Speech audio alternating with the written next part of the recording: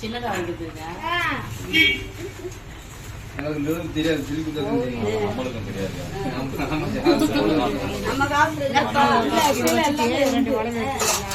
எல்லாமே